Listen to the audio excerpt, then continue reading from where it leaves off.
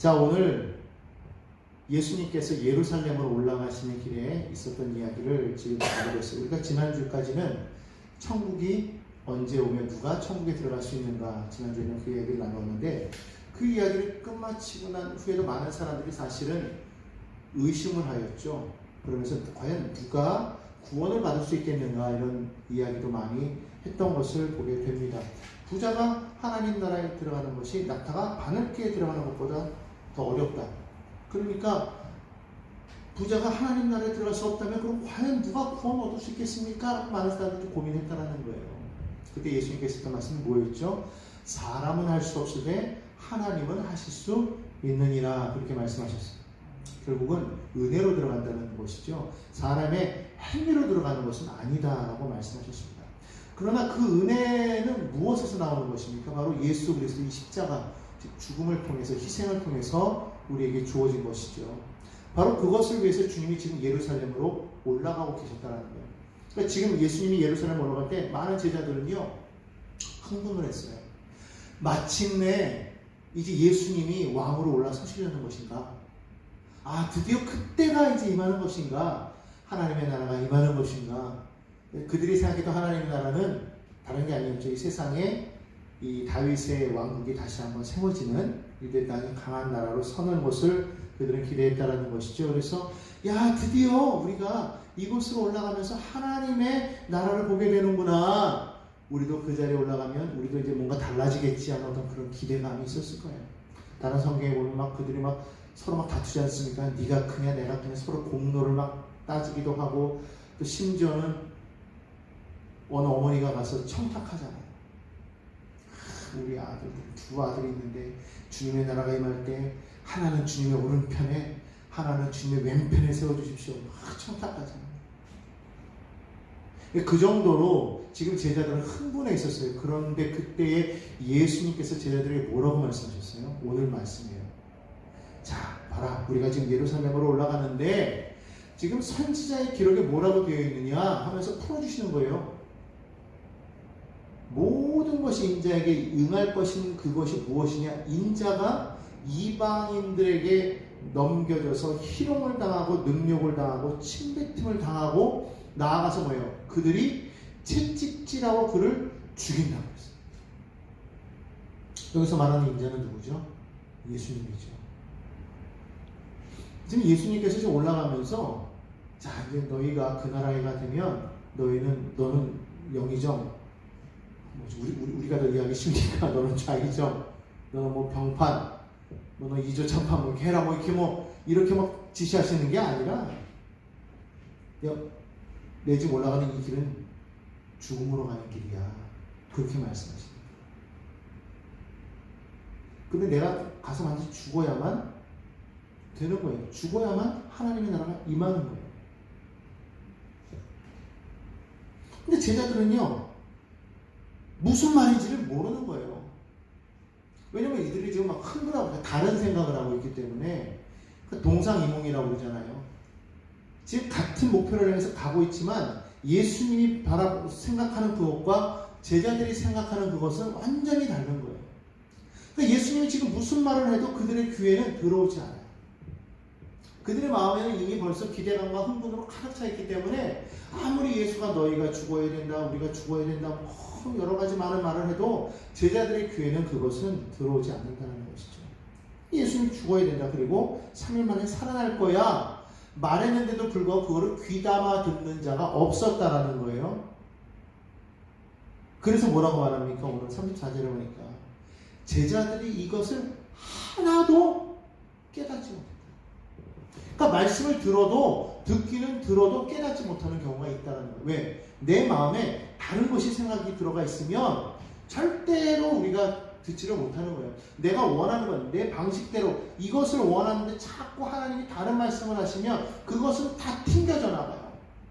하나님의 말씀은 어떨 때 내게 들어오느냐? 내 마음과 맞을 때, 내 생각과 맞을 때, 내 원함과 맞을 때 그것이 내게 쏙쏙 들어오는 거예요. 그러니까 어떨 때는 이 말씀을 들어도 그것이 내 마음에 안 들어오니까 말씀을 읽어도 아무리 말씀을 10독 했다, 20독 했다, 30독 했다 막 이렇게 해도 어떨 때 보면은 새로운, 정말 한 번도 보지 못했던, 느끼지 못했던 그런 말씀이 그래도 나오는 이유는 왜일까? 그거는 내가 하나님의 말씀을 들을 때 내 생각을 내려놓고 정말 하나님의 말씀으로 온전히 그것을 받아들이면서 그 말씀을 읽은 가운데 성령께서 내게 깨달음을 주셔서 하나님 네 안에 감추어진 네 계시라고 그러니까 그것을 내가 밝게 할 수 있도록 성령님 내게 지혜의 영을 주사 알게 하소서. 기도하는 마음으로 이것을 읽고 좀 더 궁금하면 공부하고 더 궁금하면 뭐 주의 종들에게 가서 물어본다든지 이러면서 자꾸 이렇게 좀 알아가야 되는데 그러지 못하고 자꾸 말씀을 읽을 때도 내가 원하는 것만 자꾸 듣다 보니까 어느 순간인가는 그 말씀이 내가 원하는 말씀 외에는 모르더라는 거죠. 그러니까 아무리 10번 읽고 20번 읽고 30번 읽어도 자꾸 새로운 그런 그 말씀이 나올 수밖에 없는 거예요. 그래서 언제나 우리가 항상 생각할 때에 주의 말씀을 들을 때 어떻게 들어야 되느냐, 내 안에 담겨있는 모든 세상적인 지식과 세상적인 마음과 그런 것들을 일단 내려놔야 돼요.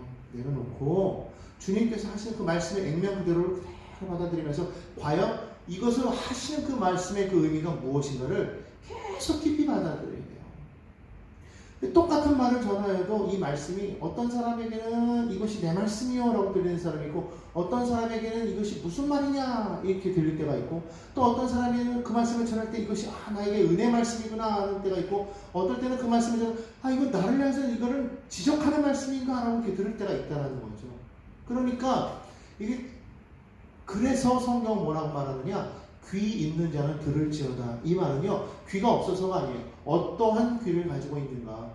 그래서 어떠한 귀로 내가 이것을 듣느냐에 따라서 해석되어지는 것이 틀리고 받아들이는 것이 틀리기 때문에 때로는 어떨 때는 그것이 은혜가 될 때도 있고 어떨 때는 그것이 마음에 찔림이 돼서 이것이 막 그냥 분이 될 때도 있고 막 그렇다는 것이죠.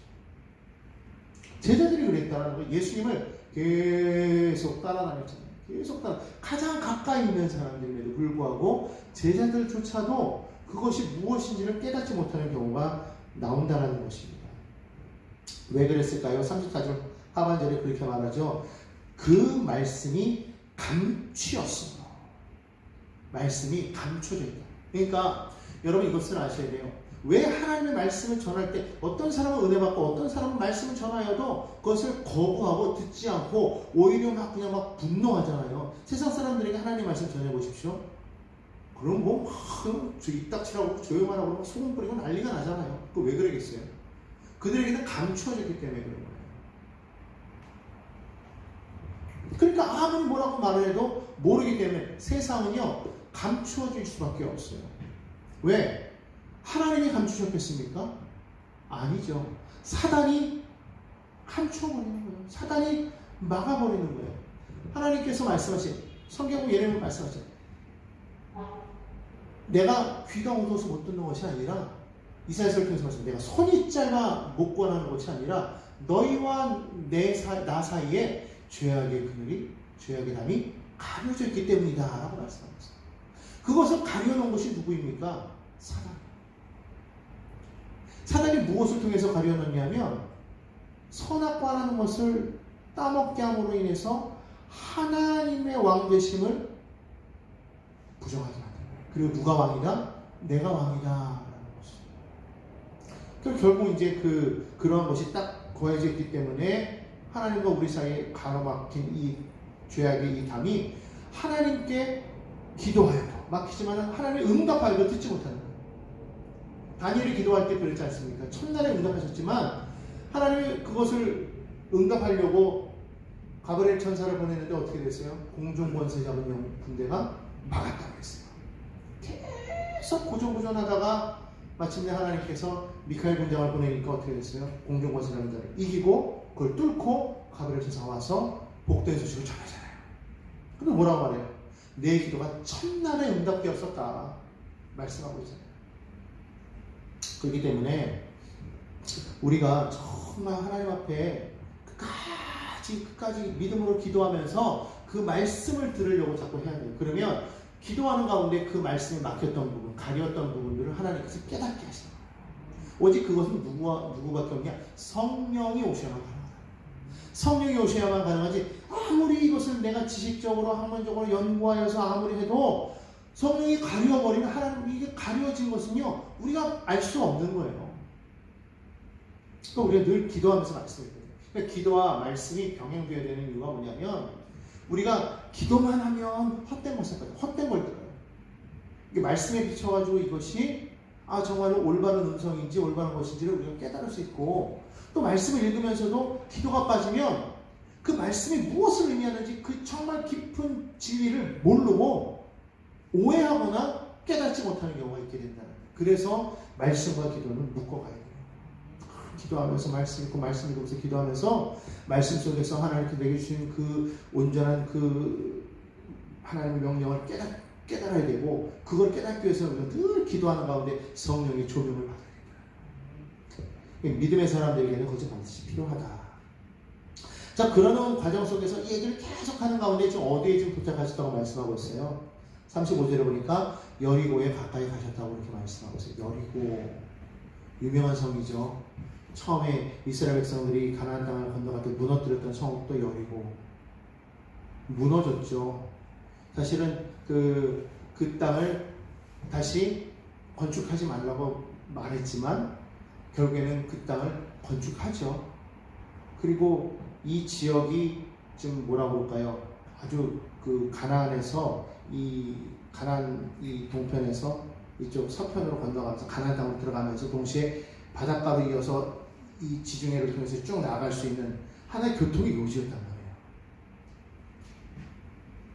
그런데다가 그 땅은요, 기후가 계속 온화해요. 온화한 날씨. 얼마나 온화했냐면 헤롯이 겨울 궁전을 거기다 지었대요. 그러니까 겨울이면 거기가 있는 거예요. 따뜻하니까. 교통의 요지죠.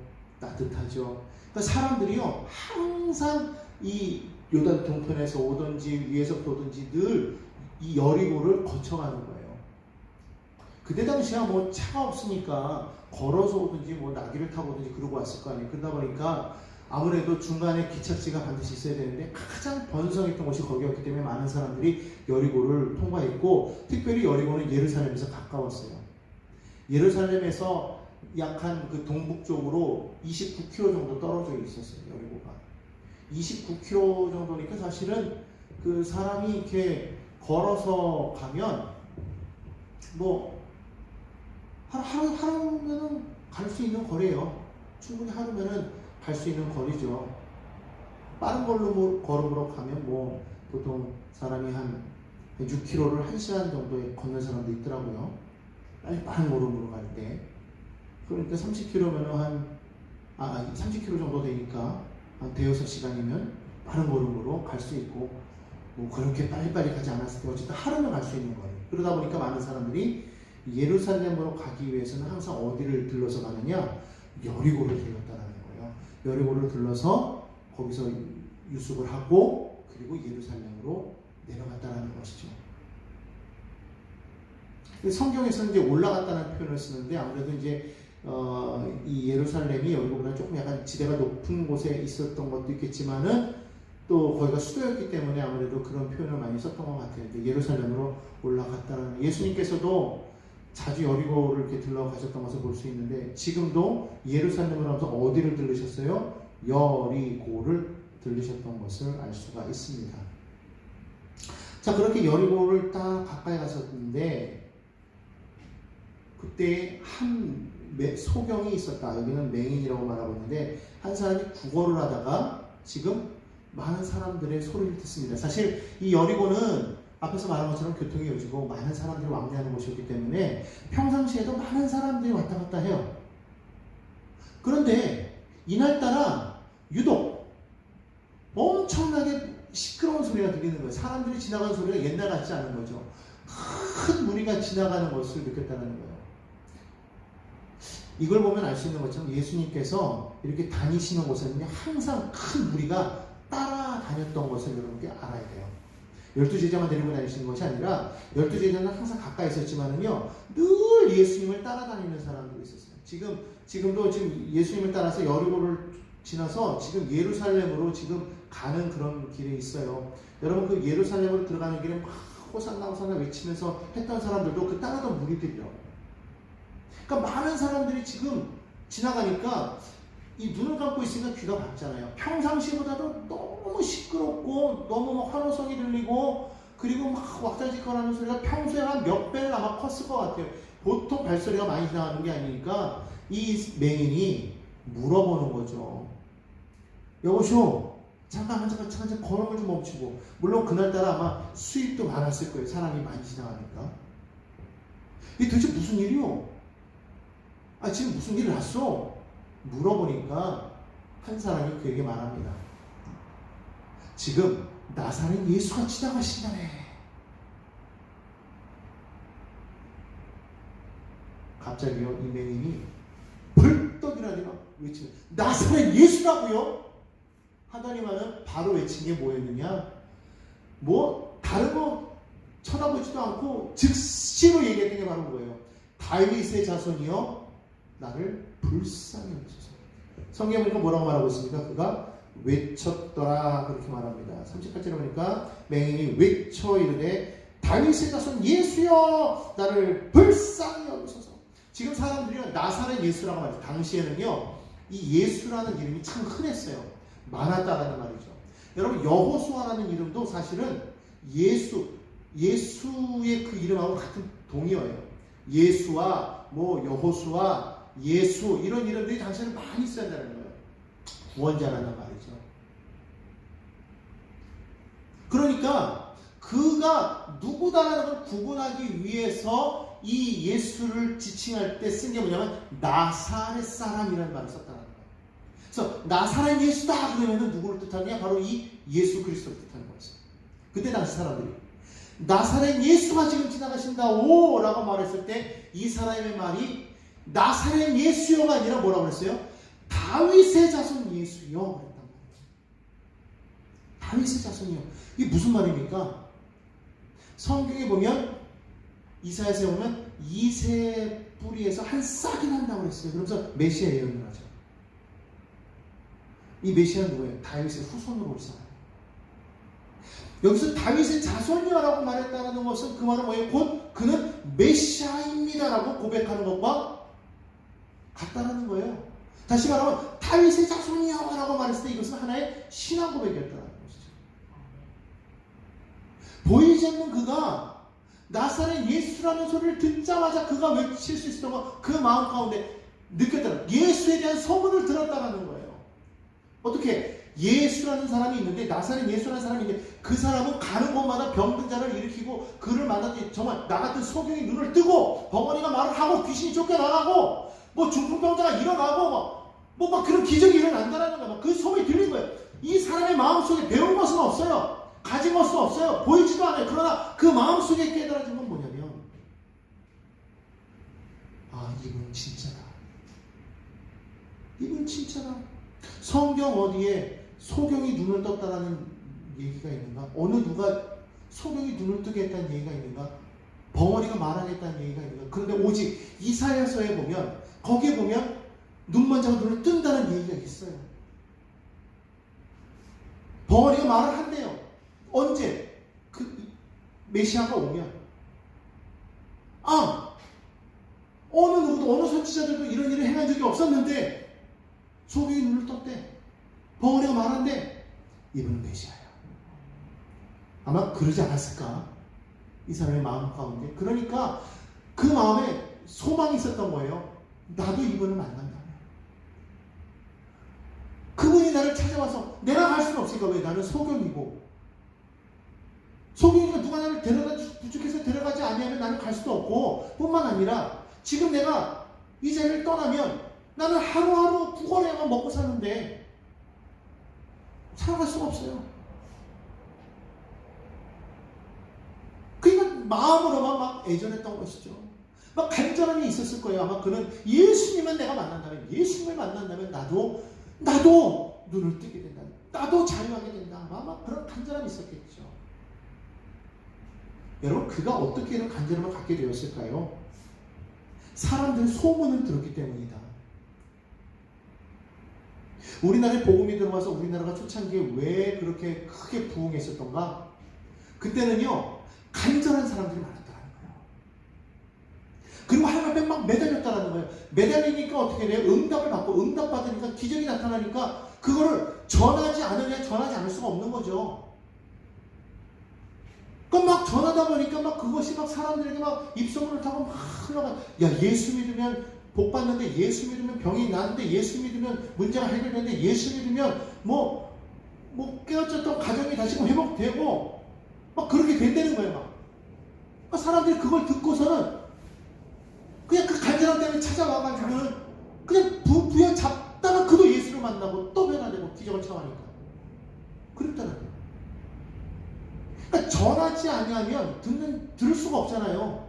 듣지를 못하는데 어떻게 그 마음 가운데 간절함이 있을 수가 있겠어요? 누군가 전하는 자가 있으니까 간절함이 있죠. 오늘날 이게 식어졌다는 거예요.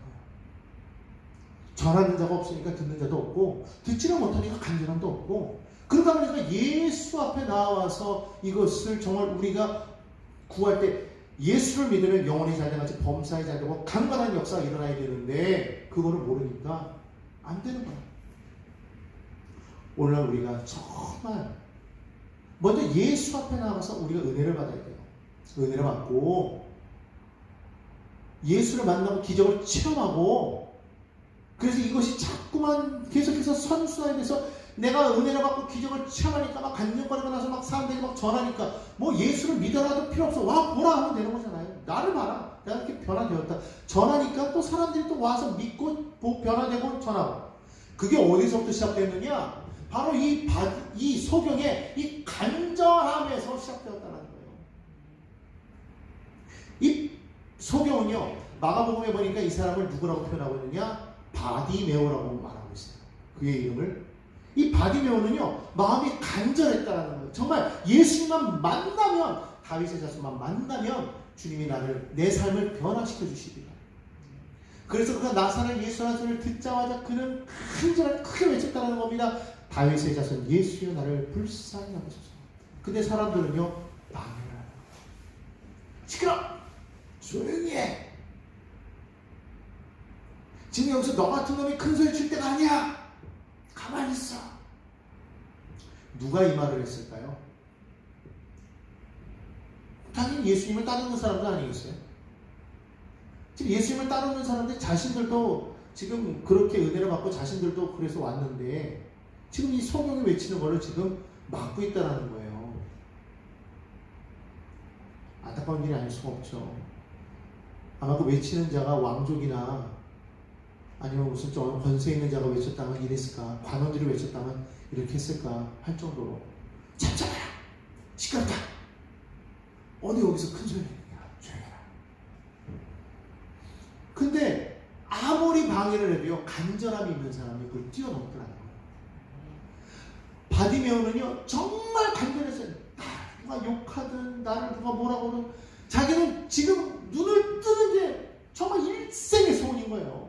너무너무 간절했는데 그것이 지금 이루어졌는데 예수님이 지금 지나가 버리시면 언제 다시 이 자리를 지나갈지 모르고 내가 언제 다시 예수를 만날지 모르고 지금 예수를 붙잡지 않냐면 나는 끝이야. 그러니까 어떡합니까? 오히려 성경에 보니까 뭐라고 말하고 있어요? 그를 꾸짖어서 잠잠을 하니까 그가 더욱 크게 소리 질렀다. 성경을 말하고 있어요. 오히려 역경이 다가왔을 때 하나님을 향한 믿음이 더 커지는 거예요. 어떨 때? 간절함이 있어야 돼요. 여러분, 간절함이 있어야 돼요. 주님을 만나고 하자는 간절함이 있어야 돼요. 정말 내가 지금 주님을 만나지 않으면, 내가 주님 앞에 내가 정말 이것을 붙잡지 않으면 나는 정말 끝이라는 어떤 그런 간절함이 있을 때 크게 외칠 수가 있는 거예요. 그래서 기도하는 거예요. 하나님 앞에 기도해야지 알면서도 못하는 이유가 뭐냐? 그만큼 간절하지 못하기 때문입니다. 알면서도 못하는 거는요, 간절함이 크지 않아서. 그래도 그나마 견딜만 하니까 안 하는 거예요. 근데 정말 간절함은요, 뭐 뜯어 말려도 나오는 거예요. 옛날 같으면은 뭐 집에서 막 그냥 교회 못 나가게 막 때리고 가두고 뭐 이런 적도 많았잖아요. 그럼에도 불구하고 그냥 그렇게 얻어 터지면서도 교회에 나오는 그 열정은 왜 그랬겠어요? 요즘처럼 뭐 편합니까? 차를 타고 오는 것도 아니고 막 걸어서도 오고 막 그런데도 불구하고 그랬던 것은 그 마음에 간절함이 있었기 때문이에요. 오늘 우리가 다시 한번 회복될 수 있는 그런 비결은 뭐냐면 하나님 앞에 간절함이 있어야 돼요. 근데 이 바디메오는요, 이 순간에 그가 나를 고쳐주소서 이렇게 기도하지 않았다는 거예요. 분명 자기는 이 곧 눈을 뜨는 게 가장 큰 소원일 텐데, 가장 큰 간절함일 텐데, 그가 다윗의 자손 예수여 내 눈 좀 치료해 주세요. 아마 나 같으면 그랬을지도 몰라요. 근데 뭐라고 기도합니까? 나를 불쌍히 여기소서. 나를 불쌍히 여기소서. 여러분, 우리가 주님 앞에요 기도할 때는요, 주님 내가 이것이 부족합니다. 이렇게 해주세요. 저렇게 해주세요. 요거 해주세요. 이거 해주세요. 저거 해주세요. 그거 해주세요. 뭐 이게 아니라 맡기는 거야. 하나님 앞에 어떻게 하실지는 하나님이 알아서 하십시오. 다만 하나님, 나는 정말 아버지 하나님, 주님 나를 도우셔야만 내가 되니 나를 좀 긍휼히 여겨주옵소서. 나를 불쌍히 여겨주옵소서. 내 삶을 하나님께 맡깁니다. 주님이 뭐라 말씀하시든지 내가 거기서 아멘하고 순종하게 나가겠사오니 하나님, 내 삶을 하나님 인도해달라고 맡기는 거예요. 그냥 내가 원하는 거 하나 다 갖고 나와서 요거 해주세요, 요거 해주세요, 요거 해주세요 계속 그것만 파는 게 아니라 불쌍히 여기달라고. 그러면 하나님께서는 내가 알지 못하는 크고 비밀한 일까지 나에게 도와주신다고 했어요. 너는 내게 부르짖으라 내가 내게 응답하겠고 내가 알지 못하는 크고 은밀한 일을 너에게 도와주시다. 이 무슨 말이냐면 정말 가장 큰 복이 뭐냐라는 거예요. 가장 큰 복은 하나님 만나고 하나님과 동행하는 거 아니겠어요? 하나님 자녀 되는 거 아니겠어요? 병든 자가 병 고치달라고 나 이거 낫게 해주세요, 낫게 해주세요, 낫게 해주세요, 낫게 해주세요 해서 기도했더니 하나님이 너무 쪼르니까 뭐 성경에 보니까 몸이 과부도 지나고 가잖아요. 과부도 그 불의한 재판관에게 막 기도하니까 뭐 결국 들어줬으니까 그냥 떼쓰고 매달리고 막 그러면 되는 거다 생각하고 그냥 하나님 앞에 그냥 이거 아니면 안 돼도 막 금식 기도하고 뭐 철야 기도하고 그러면서 그냥 막 기도하니까 하나님 결국 그냥 들어주셨단 말이에요.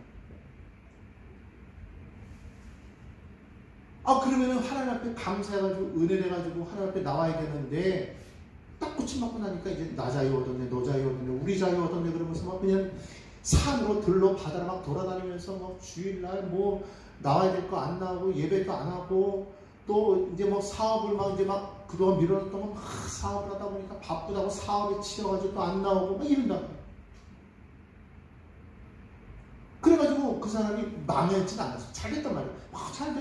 뭐 자유도 얻었어요. 병 고침 받으니까 사업에도 몰두해가지고 사업도 잘 되고 그러니까 여유가 생기니까 여기저기 다니기도 하고 자녀들에게도 막 다니고 모든 게 다 잘 되는데 그가 뭘 잃어버렸어요? 하나님을 잃어버렸다는 거예요. 근데 그게 복을 차버린 것인지를 몰라. 그럼 여러분 그 사람이 정말 하나님이 응답하셔서 그에게 가장 좋은 것을 주신 걸까요? 그건 아니에요. 가장 중요한 건 뭐예요? 그가 이것을 통해 가지고 정말로 하나님의 진정한 백성이 되는 것이 가장 큰 복 아니겠어요? 정말 하나님을 만난 사람들이 정말 생각하는 것은 우리가 이 세상을 살면서 이루어진 모든 것들은 하나님께서 우리에게 덤으로 도와주시고 이미 하나님께서 우리를 위해서 이 모든 것을 다 예비하신 다음에 성경에도 보면 창세기도 보면 모든 세상의 만물을 다 만들어 놓으신 다음에 마지막에 인간을 거기다 딱 두시는 거 아니겠습니까? 그게 하나님의 사랑 아니에요?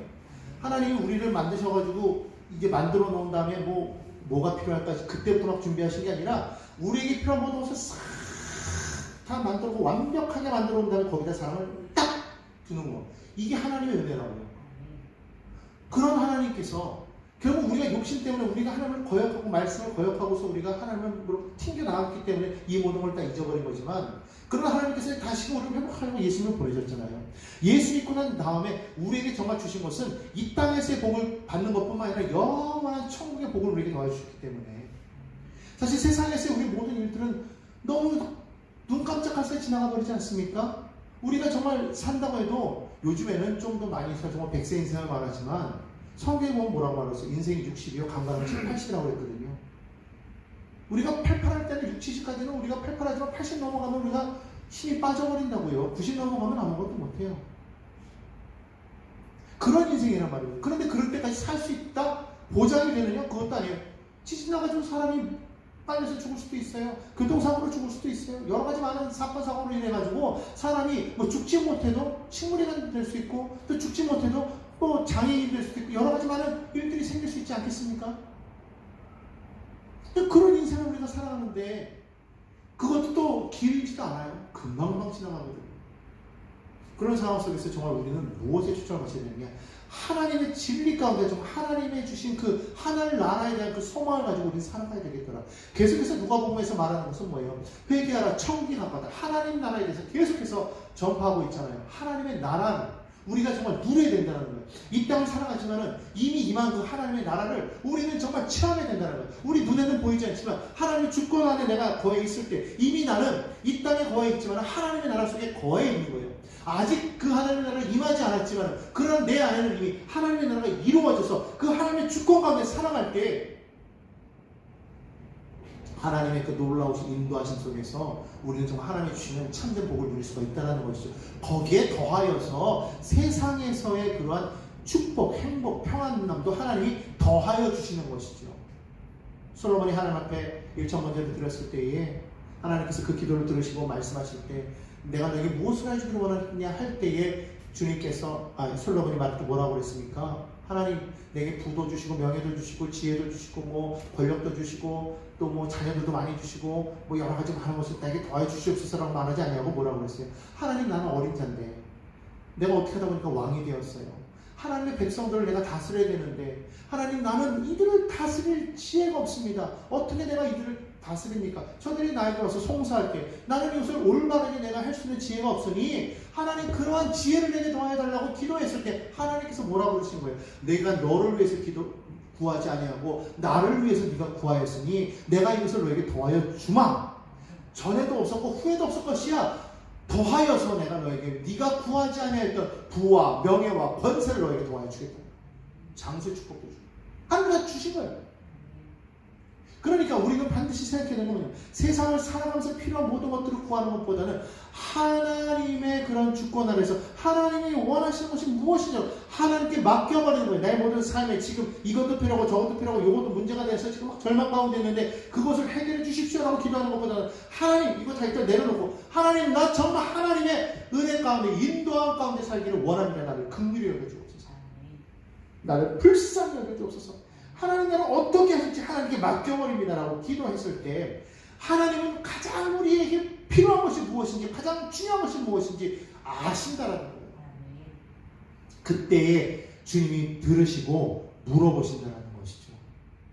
그러면 내가 너에게 무엇을 하여 주기를 원하느냐. 그 음성이 들릴 때 그때 말하라는 거예요. 주여 내가 보기를 원하나이다. 그랬더니 성경 뭐라고 말하고 있어요? 곧 보게 되었다. 이렇게 말하고 있어요. 말함과 동시에 하나님의 말씀이 있을 때요 우리가 말하면 즉시로 이루어지는 것을 보게 돼요. 이게요 참 희한한 게 이게 계속해서 안 되는 어느 순간에 하나님의 음성이 딱 들리는 순간 마음 가운데 응답이 또 왔다 느껴지는 그 순간 있잖아요.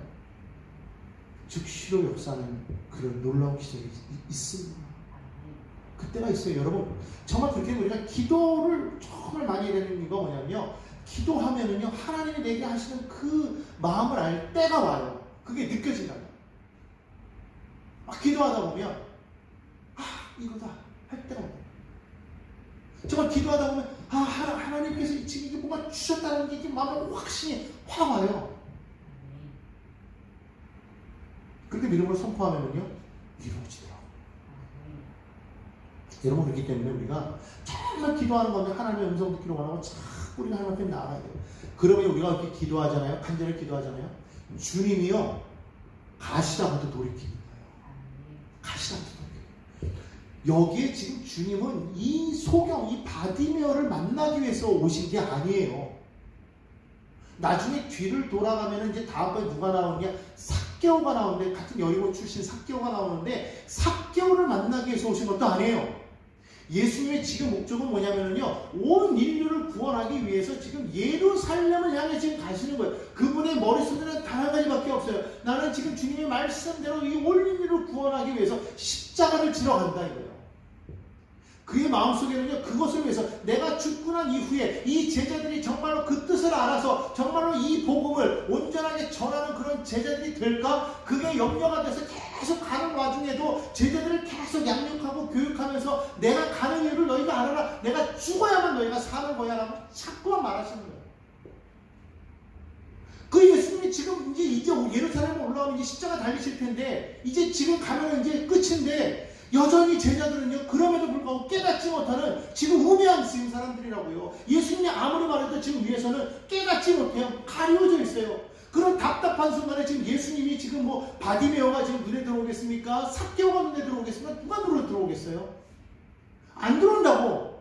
지금 예수님은 큰 목적을 향해서 지금 걸어가고 계시는 거예요. 근데 그 걸어가는 그 발걸음을 멈추게 하는 건 뭐냐? 간절한 기도라는 거예요. 그 간절한 기도가 있으니까 예수님이 걸어가다가요, 예수님이 발걸음을 멈췄다고 성경은 말씀하고 있습니다. 40절에 보니까 말합니다. 예수께서 머물러 서서 지금 예루살렘으로 지금 마음 급하게 올라오고, 지금 머릿속에는 지금 정말 하나님의 그 뜻을 위해서 내가 이렇게 가야 되는데, 이 제자들은 지금 내 말을 듣지도 아니하고 지금 어떡합니까?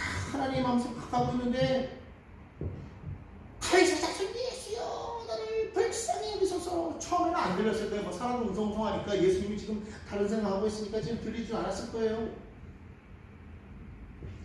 더 큰 소리로 다윗의 자손 예수여 나를 불쌍히 여기소서 그러니까 그게 예수님의 귀에 들렸고 예수님이 마침내 멈추었으셨더라. 오늘 여러분, 저나 여러분 모두 다 마음에 갈급함이 있어요. 어려움이 있어요. 지금 문제가 있습니다. 지금 답답합니다. 지금 이거 어떻게 해야 될지 몰라요. 우리 힘과 능력으로는 안 돼요. 될 수가 없어요. 아무리 노력해도 안 되는 건 아니에요. 그런데 하나님은 하실 수 있어요. 우리가 주님 앞에 간절히 부르짖으면, 그래서 그 주님의 발걸음을 멈추게 한다면 주님이 나에게 오셔서 말씀하시고 나를 부르시든지 오시든지 말씀하시는 거예요. 내가 내게 무엇을 해주길 원하는가. 여러분, 그 음성이 들릴 때 여러분 강하게 말씀하세요. 그때는요, 담대하게 여러분의 마음에 그 소망을 말해야 돼요. 말하지 않고 주저주저 하고 있어요.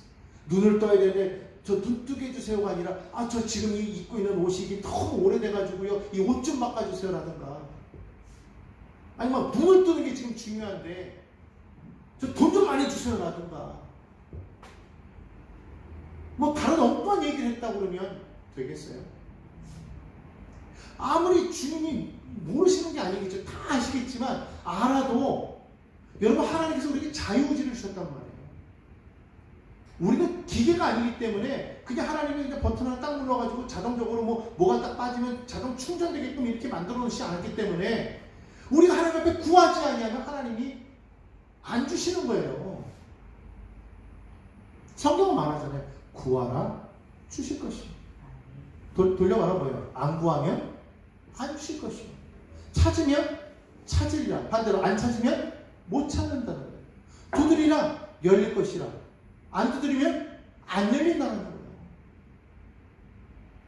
그러니까 우리가 해야 될 건 뭐냐? 구하고 찾고 두드리는 거예요. 하면 하나님 하듯이 응답하시겠다는 거예요. 너희가 내 이름으로 무엇을 구하면 내가 시행하리라. 그게 성경의 법칙이에요. 그러니까 우리는 뭐 해야 되냐면, 정말 예수의 이름을 우리 들었잖아요. 그럼 뭐만 하면 되냐면 말씀에 의지해서 크게 외치는 거예요. 그래서 말씀을 받으면요, 마치 베드로 같아요. 내가 밤이 맞도록 수고하였지만은 그러나 말씀에 의지하여 내가 그물을 던지리라고 던졌더니 그물이 찢어질 정도로 물고기가 잡혔더라. 내 능력과 내 경험과 내 지혜로 밤새도록 노력했지만 한 마리도 잡지 못했는데 말씀에 의지해, 그 말씀이 내 안에 확 내 마음으로 들어와서 이것이 정말 된다, 이거 말씀에 확 박히니까 아멘 하고 그냥 말씀에 의지해 내가 던지겠어 딱 던졌더니 한 번에 그냥 하루 종일이고요, 4배 하나 채우자고 한 게 아니라 그 자원이 넘쳐서 이웃에 있는 배를 불러가지고 좀 와서 좀 도와, 그래서 그 배까지 실었는데 2배가 잠기게 되었다고 그랬잖아요. 어쩌면은 우리는 하나님을 믿는다고 하면서도 하나님의 능력과 하나님 말씀에 의지해 사는 것이 아니라 하나님을 안다고 하면서도 때로는 우리의 힘과 능력과 내 지혜로서 살아가려고 하니까 믿는다고 하지만 사실 하나님의 기적을 체험하지 못하는 것이 아니겠는가.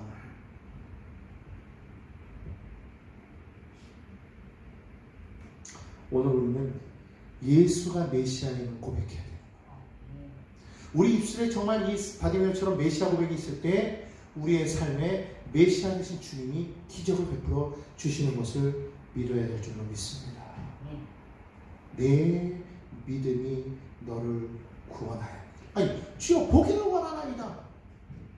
내 믿음이 너를 구원하여. 이게 무슨 말이에요? 그냥 이상하게 주님, 그래, 중풍병자 다 보니까 내 죄사함을 받았느니라. 아니, 너 나와서 일어나 이러면 될 텐데 내 죄사함을 받았느니라. 아니, 여기서도 눈 떠 이러는 게 아니라 내 믿음이 너를 구원하여. 근데 이미 벌써요, 주님이 하시는 그 믿음의 고백이요, 이미 벌써 이루어진 걸 알아요.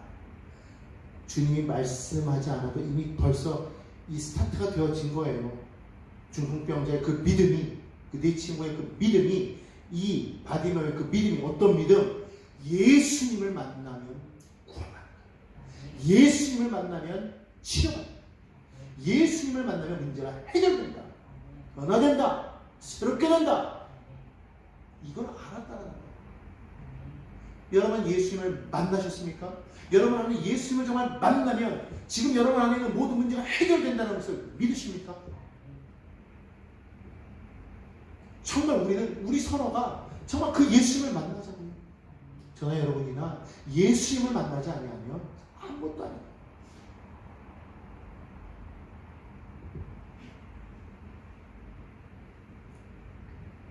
내 믿음이 너를 구원하였다. 예수가 메시아입니다. 예수가 나의 구원자입니다는 그 고백이 있었더니 그 믿음의 고백이 나를 구원했다.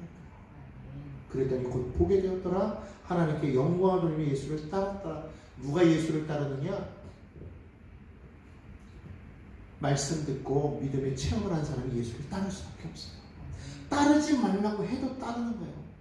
이 소경 바디메오는요, 아마 예수를 평생 따라갔겠죠. 어디까지 따라갔겠습니까? 십자가까지 따라갔을 거예요. 십자가 끝난 이후에는요, 그는 아마 초대교회에 큰 일을 한 일꾼이 되었을지도 몰라요. 그 이후에 이 바디메오 이야기 나오지 않지만 어쨌든 아마 그렇게 행했을 거라고 저는 믿어요. 왜? 그는 믿음의 체험을 했기 때문에, 메시아를 만났기 때문에.